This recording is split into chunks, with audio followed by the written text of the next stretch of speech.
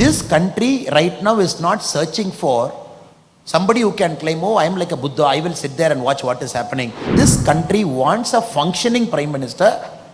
Even 10 years from now, when Pakistan and China decides to do a two-pronged attack on India at the same time, this country should be resilient enough to face it. The essential nature of Indian democracy, a Prime Minister has to be a risk taker. Rahul Gandhi ji, there is no concurrence here only. And many of his ideas, if we implement, it is much worse than 1991 USSR. We have to understand in this very, very important election, Kerala has to make a choice. Nobody is saying Manmohan Singh is corrupt. This country right now is not searching for somebody who can claim, oh, I am like a Buddha, I will sit there and watch what is happening. I will not. This country wants a functioning Prime Minister.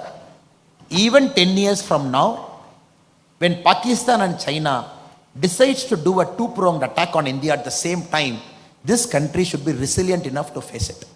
So that is the challenge before us. Do we have a Prime Minister of that caliber? I am just giving you one example of first come, first serve. How a Prime Minister who is not accountable to the public, because the Prime Minister is not elected. The Prime Minister doesn't have a constituency of his own. The Prime Minister doesn't go on campaign for every state election. In this country, 6 elections a Prime Minister has to face every year. 6 election people will judge a Prime Minister. 6 election people will ask a Prime Minister, what have you done? So this Prime Minister has to take so much risk. Demonetization, before UP, still you go and face. GST, go and face. You make this decision, go and face. The essential nature of Indian democracy, a Prime Minister has to be a risk taker. And the Prime Minister has to face the public and convince the public and still make the public to vote. This is a country that doesn't need stagnated solutions. No, I am a Prime Minister. I will not make decisions because I have 6 elections every year. I will just keep quiet. If I make one decision, somebody will feel hurt. Kerala will feel hurt. Tamil Nadu will feel hurt. UP will feel hurt. I will not make any decision. Please vote. This country doesn't want Prime Ministers like that. So Modi ji has broken that mold to say, I am a performing Prime Minister, but every year I will face 6 elections. I will convince you to vote for us because my decision is right. In this context, friends, I am making a very humble appeal to all of you. Now you tell me, in the alliance, will all leaders agree to a single leader who will be a Prime Minister? Question number 2. Even if all leaders agree to a single leader as Prime Minister, will that person be able to run the cabinet? Question number 3. Even if this person is able to run that cabinet, if he has to pull up some minister for some wrong thing, X is Prime Minister, Y is in Mamata Banerjee's party, Z is in Arvind Kejriwal's party, B is in some party, and if he has to fire, the essential thing of a cabinet is the Prime Minister should have the right to fire.